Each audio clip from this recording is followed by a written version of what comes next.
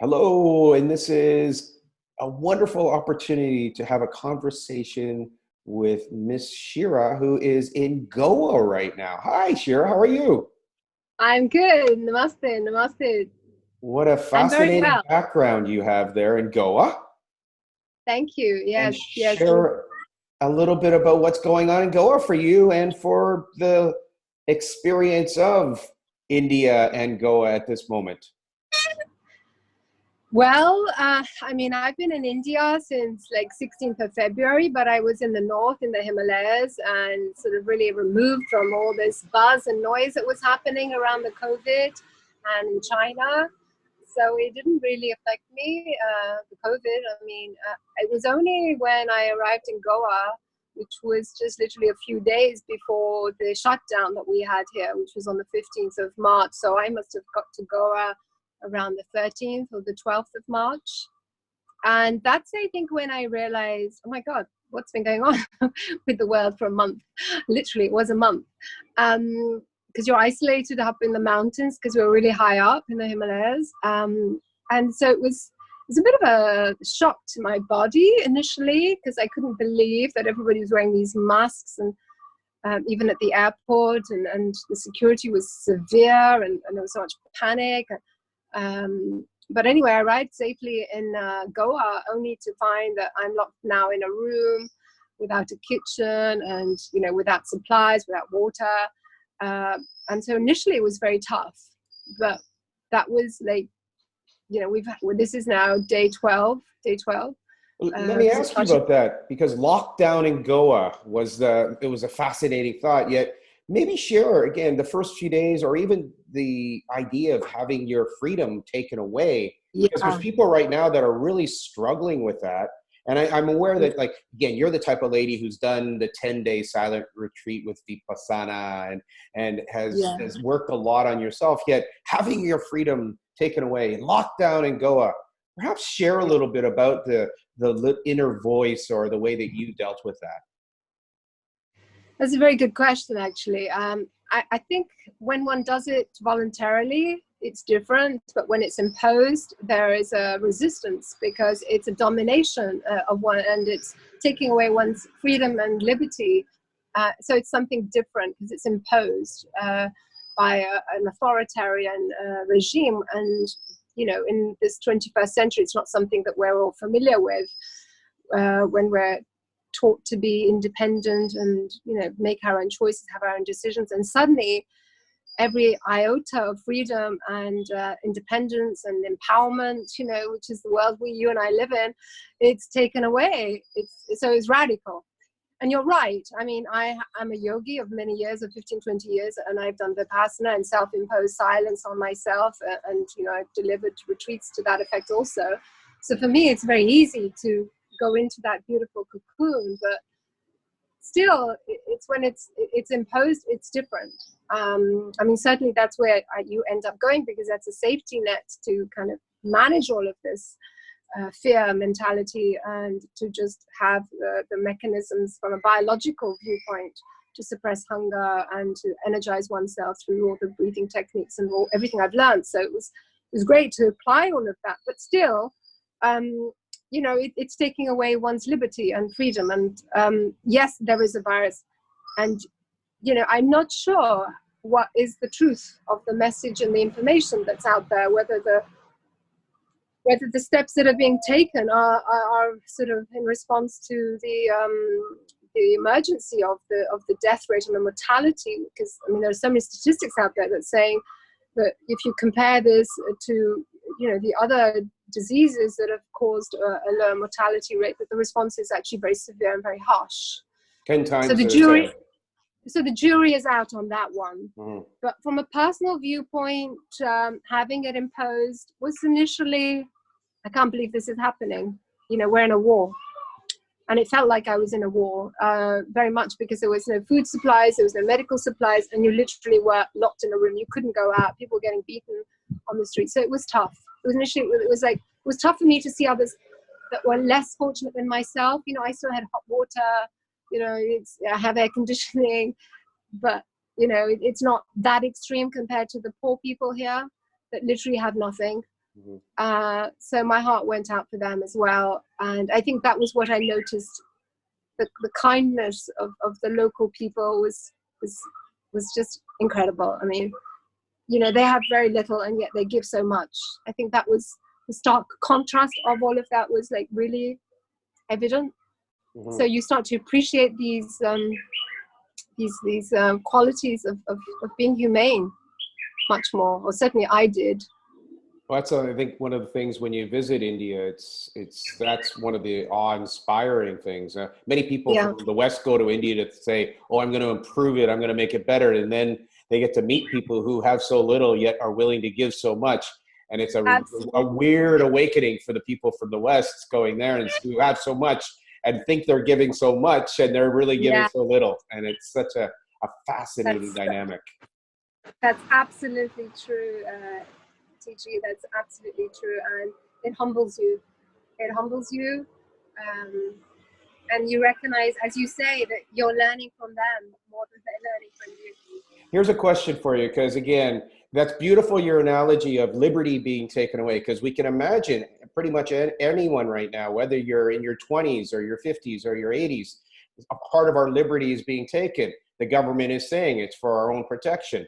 Yet, if you were to be sort of sharing with someone in their 20s or in their 80s, what would you be advising or what would you be guiding them to engage this external to allow them to maybe make this internal experience more productive?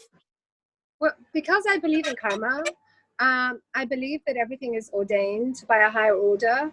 And I really firmly believe that the message of the coronavirus is actually, doesn't matter what the government is doing, but I think on a natural law level, it's an imposition by a higher power of consciousness to recognize our unity. And that unity can only be touched upon by people if they do genuinely go within and connect to themselves. And I call this the place of love, or oneself, and I believe that is really the call from a natural perspective of the coronavirus to humanity as a whole.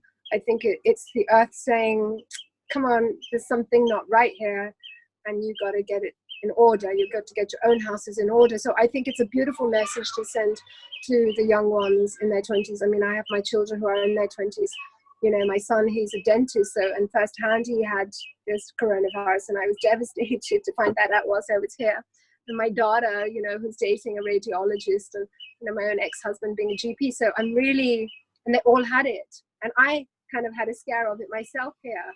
So we are coronavirus, as I say, and go through all that fear and anguish about the justice, the information, the medication, etc., blah blah blah. But then you arrive at this place, there's a higher purpose here, and that higher purpose is a calling of nature to say, get united,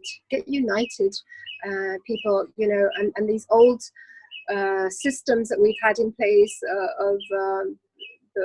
dare I say it, the rich and the poor, or the materialistic, the monetary exchange value system that we have, that everything is a transaction. I think it's a question for humanity to really go deep within. And as I am in Goa, these qualities that they seem to have with very little, which I believe the West has lost along the way, I think it's a call, and one can't really touch upon those because I've done a lot of research. I wrote a book, E to Be Successful Heart Leaders, Energy to Business, asking this question of very accomplished people, 7, and I came to the conclusion that without a practice, it was well nigh impossible to overcome one's ego. And so I believe this is the call of the time right now, is to go within, connect to ourselves, and from there to emanate and find this sense of unity, and then transmit it in a love frequency of kindness and compassion, and just have a little bit more flexibility and not be so rigid in our contractual obligations, and let's allow humanity in again. Beautiful. One of the things that is coming out in the press again, it's against the war against COVID, and we flipped that recently and started asking the question, if you had a conversation with COVID, what would COVID be saying to you?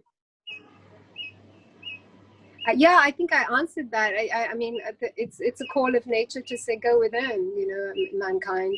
The balance is too wide now. If you don't get your own house in order, we're going to destroy it. And So I think the best. Go ahead, please. I believe that the message is from COVID, in my humble opinion, and it is humble because who knows what the higher order is really wanting, except that the truth. And the truth is that we are all one, and the planet, the earth, the animals, and nature, all of it.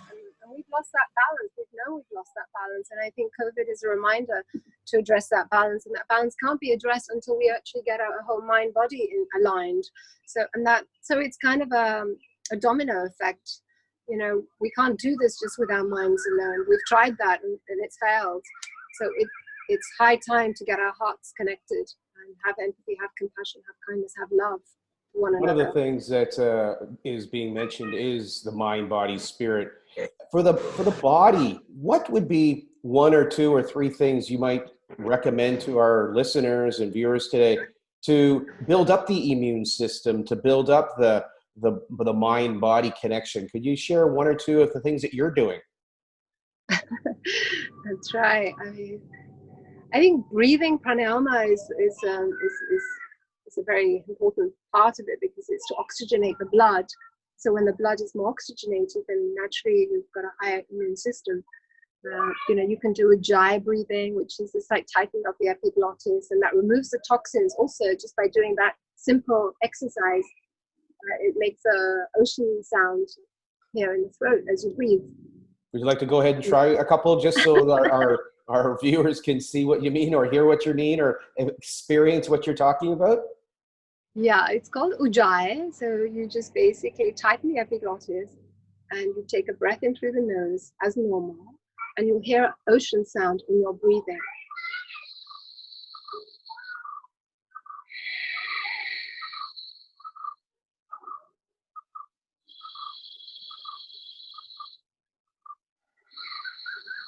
So what that does, it's creating heat in the body, and that heat is releasing toxins. So this virus, that's one thing. And then I believe in the love frequency. I think the love frequency healing energy is known to cure people who've got cancer. You've probably heard of Caroline Myss and many other people. Is to really self-love this coronavirus in us, you know. So, as you were saying, let's ask the coronavirus what it is. And I would sort of say, rather than asking what it is, you know, it's to love it. I mean, love the virus. Why resist it? You know, anything that you resist persists, right?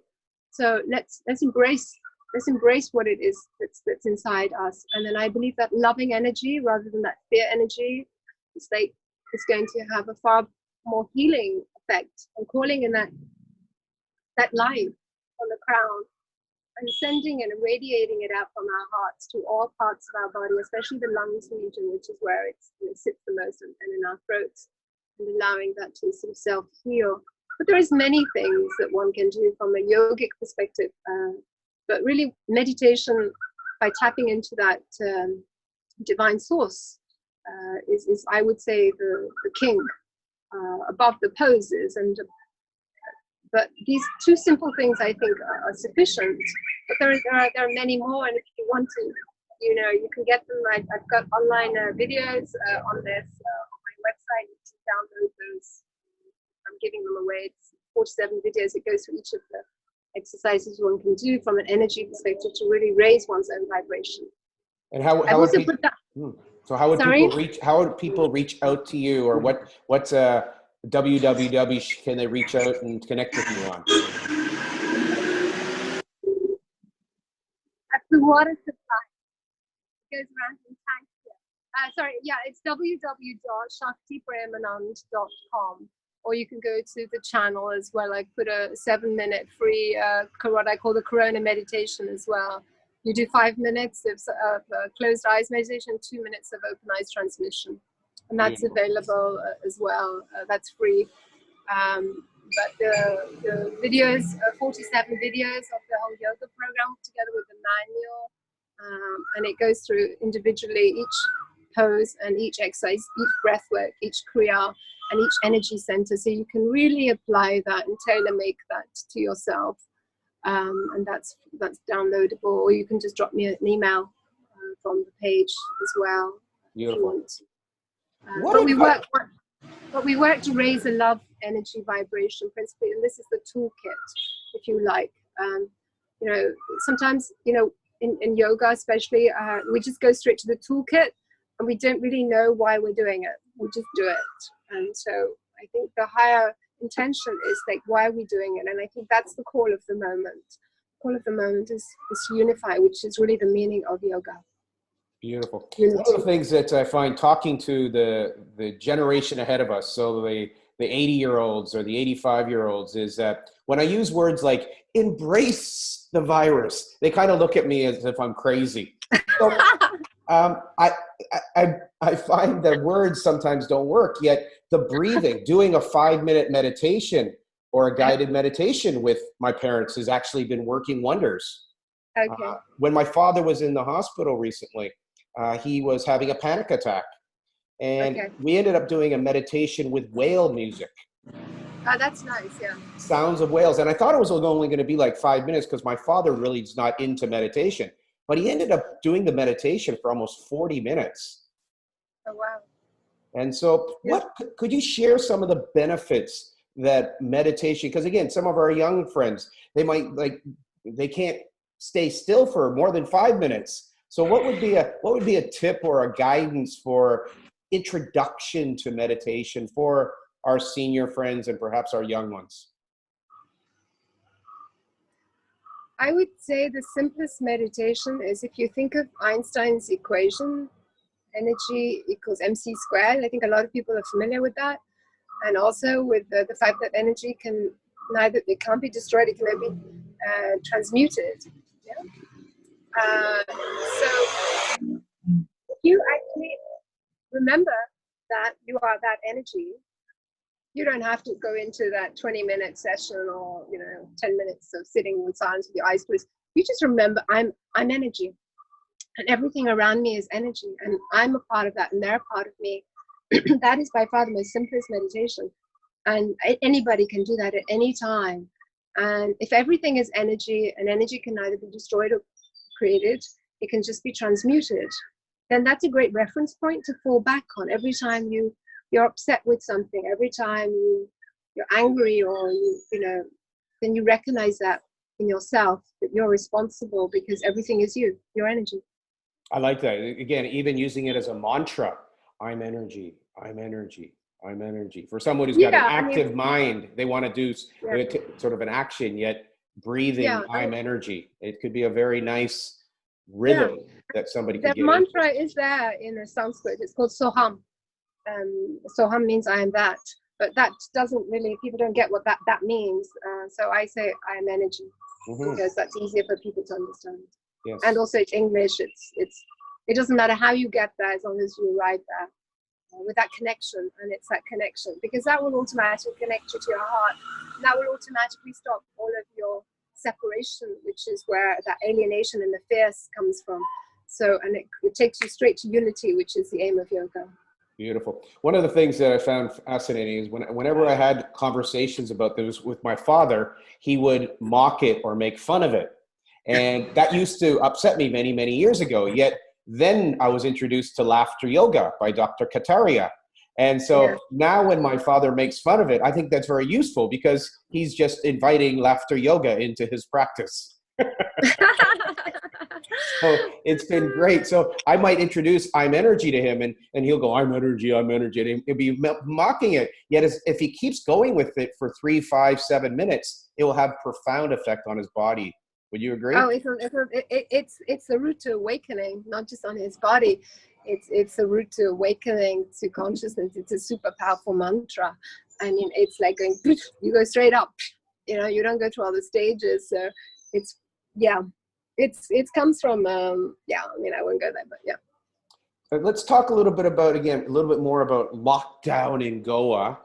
What other things have you been doing, perhaps, to embrace it, and then has it spur you onto a new level of creativity, or I'm like, you know, I've always wanted to like to play with all this online and videoing stuff. So it's really got me out there. I've been doing Instagram, I've been doing Facebook Live. And so it's really got me to embrace that part of it, which I was resisting, like being in front of the camera more. So it's kind of forcing me to do that. But other than that, really, I mean, I love silence. You know, it's I hang out there very easily. But communicating and this live media for me has always been a little bit resisting it somehow. I don't know why I was. Maybe I'm shy inside, I think. And so I've been really facing my own fears around that and coming out. I'm coming out. Congratulations. You're doing great. You're clear. Again, you've got such a beautiful, wonderful message. So yes, move on with that. Yet maybe you can also provide a little bit of a guidance to many people out there who are still very hesitant to do it. What were perhaps one of your secret formulas to just do it? What did you do, or how did you get through the barrier to start? Well, it's, as I say, this mantra that I've just given you, I am energy, it makes you fearless. Beautiful. Because when you recognize that you are connected to everything and everything is you, then what's the fear coming from? The fear's coming from the identity and the ego. But when you say, you know, I'm not separate, I don't exist on my own, I exist with everyone else, and you want to contribute towards other people's lives. So it's contribution, it's sharing, it really drops those barriers and those walls, because you no longer see this ego identity, this looking good, or that you have to be a certain way, you've got to say it a certain way. You know, everything just goes because you see the other as yourself, and everything is interconnected. So that for me, that's always been that, and that's what allows me to speak openly without having to, you know, be guarded in what I say or how I say it. Beautiful. That's really strong, wonderful advice to people who still might be that fearful person. And then when we step through the fear, it just releases, it let go. Fantastic. Yeah. It's I am energy. When you say that and you go there and you say that and you remind yourself that, you know, energy can neither be destroyed or created, it can only be transmuted, and all you are doing is sharing your energy with someone else. And if that's of service to them, then how beautiful is that? You know, that's all that's going on all the time. That's wonderful. Really great. And moving forward, you got how much? You got 14 more days of lockdown, and what a great place to be locked down, though. Yeah, I mean, I can't really complain, I guess. I mean, it is really beautiful. I mean, you know, to have the parrots and the people are, as I said, the people are just so beautiful. They're so kind and so generous, and, you know, they don't take money sometimes, you know, and when the ladies sit on the side roads with their, you know, vegetables to sell, and everyone's just so beautiful. You know, they've just got such big hearts. You know, and they have nothing, well, you've been to Goa, haven't you? Absolutely, so you love it. Yeah. So it has its own buzz. It's different from the rest of India. It's a hybrid because it was a Portuguese colony. So, you know, it has Western input, it has Eastern input, and it's Catholic, and but it's pleasant. Yeah, the weather is very hot. It's too hot, actually. So we're indoors a lot of the time. So, what temperature is it? Like 37. 37, yes. Yeah, it's going to be like this for another month, and then the monsoons will kick in. Yeah, but I've always, you know, loved Goa. As you know, I've been coming here regularly, so for me, it has a special place. Yeah, I mean, if I was locked down anywhere in India, it would be here. I mean, anywhere else would have been hard. If it was in the Himalayas, oh my God, I don't know how I would cope. Tell us a little bit more about what a lockdown in Goa means. Again, most people probably have no concept of what the lockdown is like. Is it? It means you cannot go outside. Literally, the police will come and beat you up, and all the shops and everything are closed. And so they did it really in a hurry because there's 1.2 billion Indians, and so Modi did it really, you know, very, very kind of slapdash did it for 3 days initially, so people thought it was 3 days, and he stocked up, and then it was just bang, all of a sudden 21 days, and no one had opportunity to stock up, and nothing was available, and I think that's what was the difficulty. And so a lot of mass migration happened. People, jobs were out, and so they didn't have any income, they couldn't survive, and yeah, a lockdown here is a lockdown. It's not like in England or anywhere else where you can go out for a walk or anything like that. You can't go to the beach. You can't do anything. So there's no one on the beaches? No. No morning sun salutations? You're not allowed. Nothing. You can't even go out on the street. Wow. It is serious stuff. This is India. It's not. Well, that's what, again, most of our viewers won't really get an idea when they talk about lockdown. Our lockdown here in Brampton, Ontario, Canada, is you're allowed to go for a walk, you're allowed to go for a run, you're allowed to go for take your dog. All the food places are open. They just decided yesterday that cannabis is a non-essential, so they're not going to be selling cannabis in the cannabis stores, but that was just decided. A liquor control board is open every day. In fact, yesterday there was a 200 people lineup at 9 in the morning, and Mondays now the liquor control is closed. But our lockdowns are quite different, it's sounding, than your lockdown there in Goa.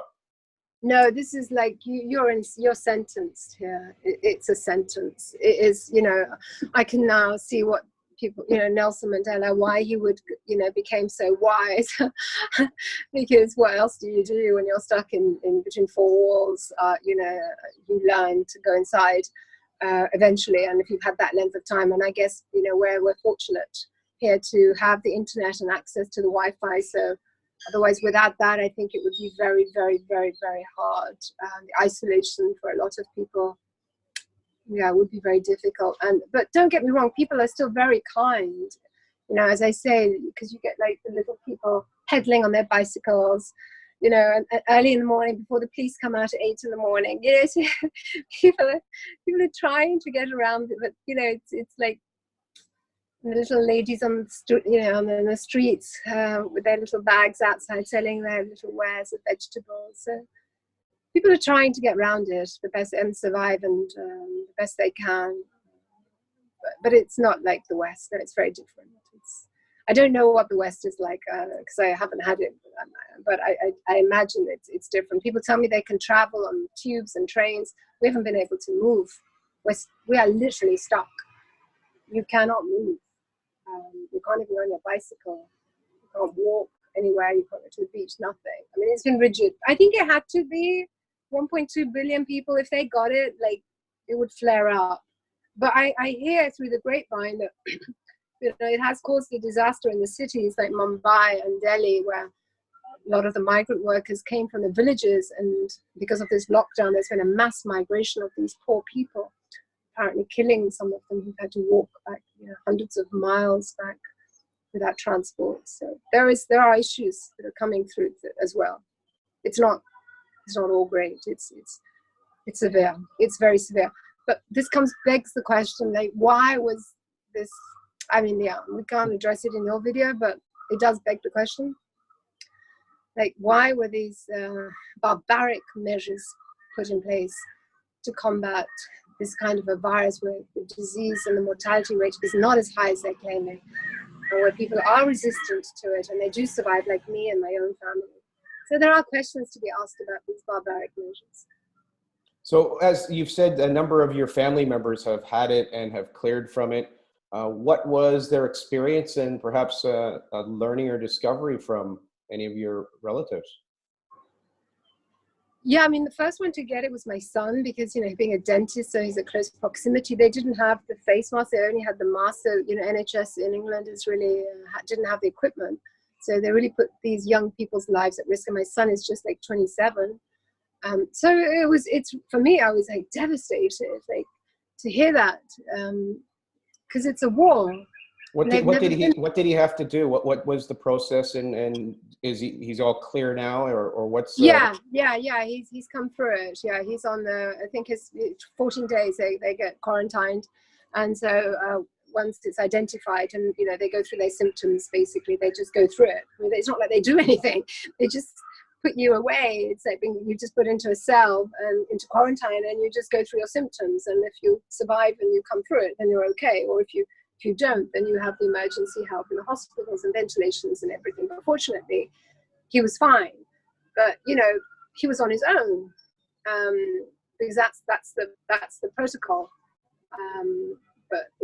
And he's 27, and suddenly, you know, and he's only just started working a year and a half. So you can imagine his isolation, having to deal with a severe illness. He doesn't know he's going to live through it or not. And, you know, his income's cut down because he's not working, and he doesn't understand why. There's a lot of question marks. I feel very, very, very sorry for the young 20-year-olds that are getting it, actually, because there is no support for them. I mean, their whole world life structure of everything they were educated to believe has suddenly just, it's like the carpet's been taken away from them. And everything that they had been training for, you know, this competitive, the success, so-called, and they're the ones that are really requiring assistance, and no one is out there working with them to help them through this. Because how would you reach these people? You know, they're the ones that are just starting on their career ladders, and they don't really, and they're the ones that are, I believe, are suffering the most, rather than people like myself. Or the, you know, it's these young ones that are embarking on their new careers that, yeah, they can't make meaning out of it. And I believe, like, what would you say to them?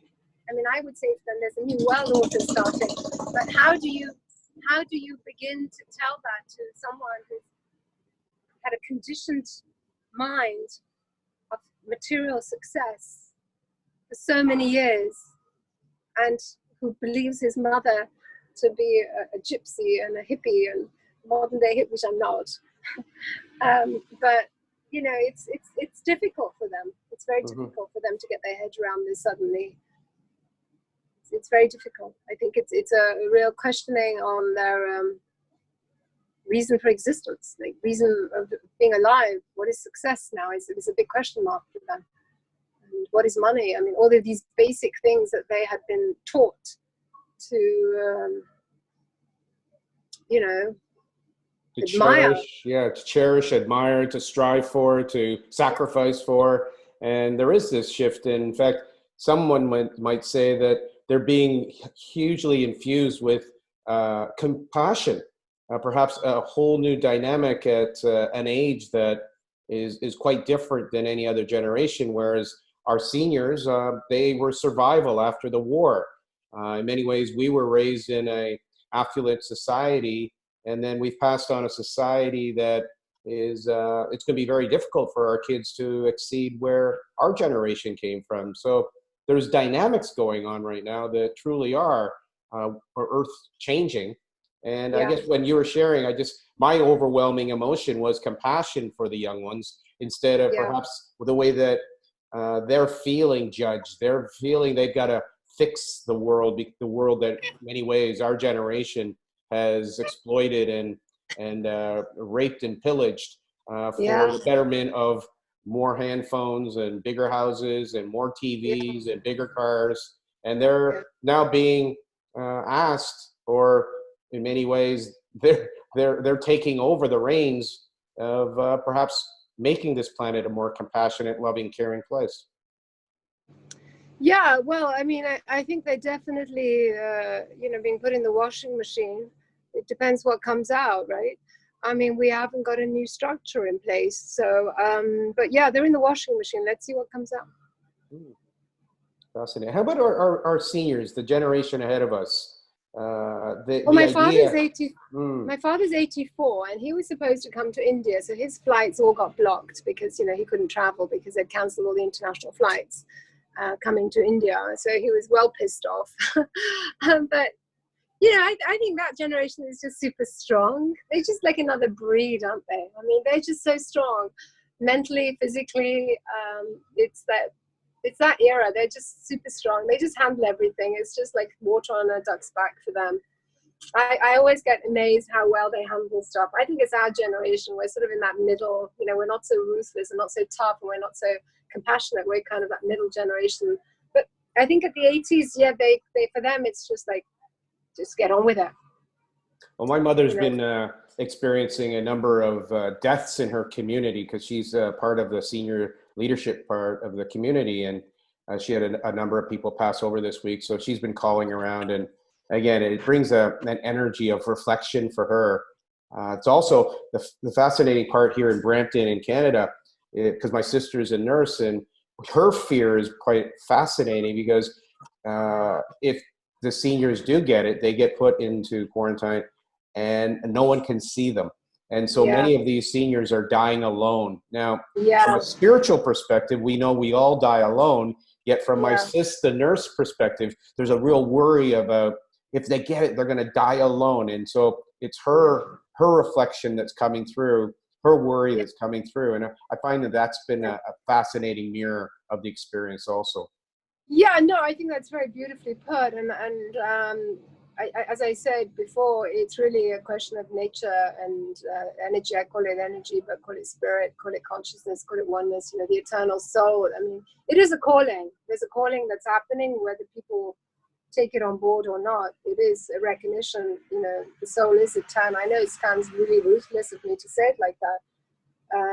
You know, but the soul is eternal. This is just one life of many. And at least when this is a moment of awakening, it's a beautiful time, space to be born in.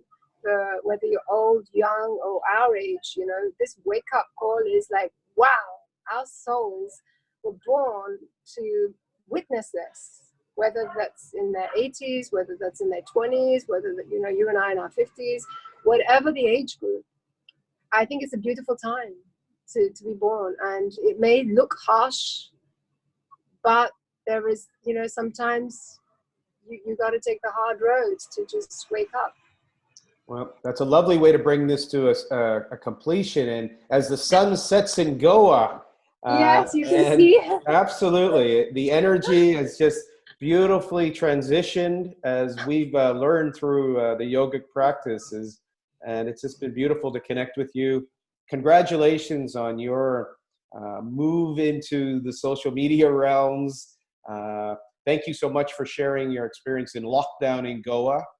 And not at all. I really appreciate it, and it's been great to connect with you, and I really wish you the very best. Would you like to share any last little? Yeah, I can do it. Yes. I can just, if you want, I can do a little meditation if you want. A little we can do. You want to do a little Om chant with me? Sure. Yes. So we do the Om chant. You know, yes. the 3-part Om chant. Okay, so just sit comfortably. And take a deep breath in. It's a 3-part yogic breath. Inhale deeply. And then exhale deeply. And then inhale, and let's chant Om. Om.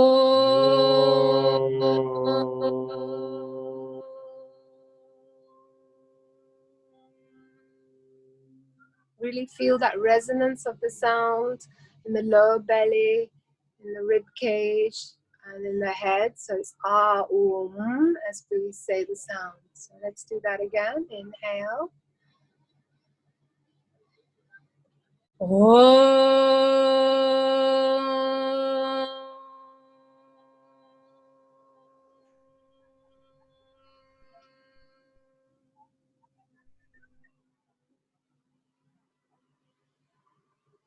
One last time, take a deep breath in.